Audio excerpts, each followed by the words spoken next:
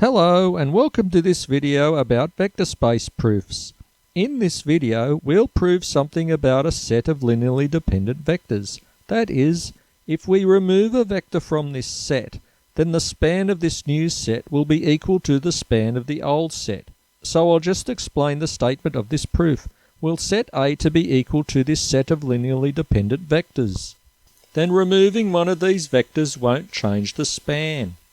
Like we could remove the last vector in this set xn, and the WLG means without loss of generality, which means that xn could stand for any vector in the set.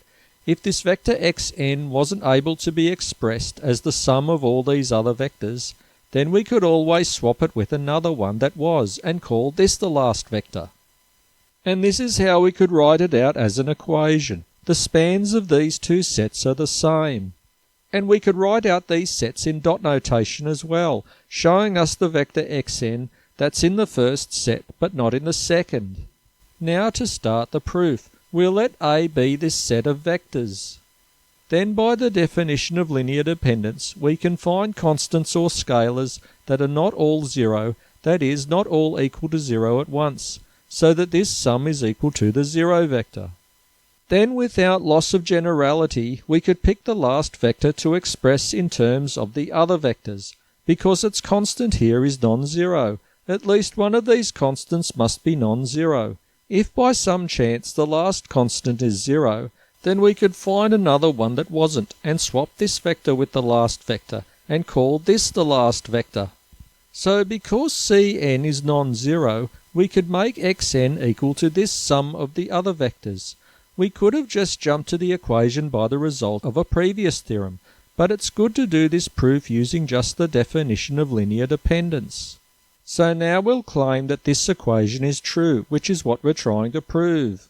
We need to show that any vector in the span of A is also in the span of A minus this last vector. It's obvious that any vector in the span of A minus the last vector in A is contained in the span of A, because the set A contains all of the vectors that A minus xn contains. So we've run out of room, and I'll restate what we need to prove.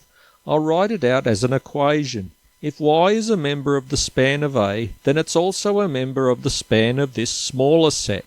Now we'll suppose that y is a member of this set. Then this is the definition of the span of A. Y can be expressed as this linear combination of the vectors in A, with these constants not all being zero. Then we can make this substitution since the vector xn can be expressed as a linear combination of these other vectors in A. So I'll just move all of this up the screen to make more room. And then we'll manipulate this equation to get this equation. And it's a linear combination of the vectors in the smaller set A minus xn, which is the definition of it being in the span of this set, and so is in the form of something in the span of this set. And so y is in the span of this set, which proves that the spans of these two sets are equal. So that's it. We've proven this theorem, although there are some other things I'd like to add.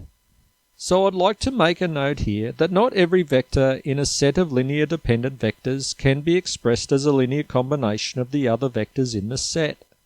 Like, for example, take this set of vectors which form a linearly dependent set, since x3 is a multiple of x2. The first vector x1 cannot be expressed as a linear combination of the other two vectors, because the first entry in the first vector is 1, while the first entry in the other vectors is 0, which can never be added together to make 1 in this way. But the set is linearly dependent, because the other two vectors can be added together to make 0 like this.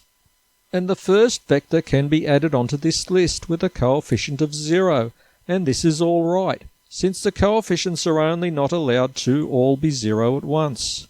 So now to finish off with this small proof of something painfully obvious, that y being a member of the span of this set implies that it's a member of the span of this other set. So we'll start by assuming that y is in the span of this set, which implies that y can be written out as a linear combination of the vectors in this set like this. So it can be written out as a linear combination of these vectors with a 0 coefficient for the last vector xn, which is in the bigger set. which means that y can be written out as a linear combination of the vectors in A. So y is in the span of A. So I hope that you found this video to be helpful and educational. Please click like and subscribe if you did. Feel free to share this video and feel free to leave helpful thoughts in the comments. And thanks a lot for watching.